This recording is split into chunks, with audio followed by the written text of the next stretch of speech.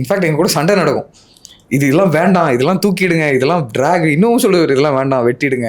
இது இந்த மாதிரி அவரோட கான்ட்ரிபியூஷன் வந்து இந்த படத்தோட நரேட்டிவ் ஃப்ளோல ஒரு காம்ப்ளெக்ஸான ஸ்டோரி. அதோட கட்டு வந்து ரொம்ப டிஃபிகல்ட். அது ரொம்ப பிரில்லியண்டா பண்ணாரு. இன்ஃபேக்ட் எனக்கு எடிட்டிங்கே சொல்லி கொடுத்தாரு.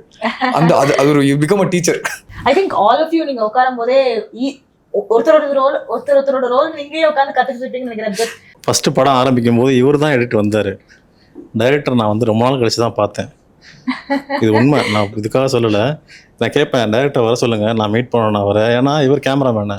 ஸோ இவருடைய பங்கு என்னென்னா, இப்போ உங்களுக்கு தெரியல, இப்போது நான் ஒரு கேமராமேனை கணிச்சுக்கோங்களேன், நல்ல விஷுவல் வரணும்னு தான் நான் வந்து புஷ் பண்ண ட்ரை பண்ணேன். பேசிக்கான ஹியூமன் மென்டாலிட்டியாக சொல்கிறேன் நான்.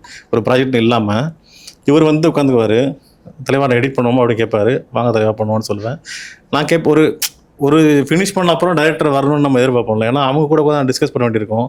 இவர் தான் வருவார். அப்புறம் ஒரு கட்டத்துக்கு அப்புறம் தான் டைரக்டரை வந்து இப்போ நான் ஃபைனல் பண்ணோம். இது ஃப்ரீடம்னு விட அவர் எங்களை நம்பினாருன்னு நினைக்கிறேன். நான் ஆக்சுவலாக எங்கள் 2 பேரும் நம்பிட்டு அந்த நம்பிக்கையை நான் காப்பாற்றுறேன் தான் நினைக்கிறேன்.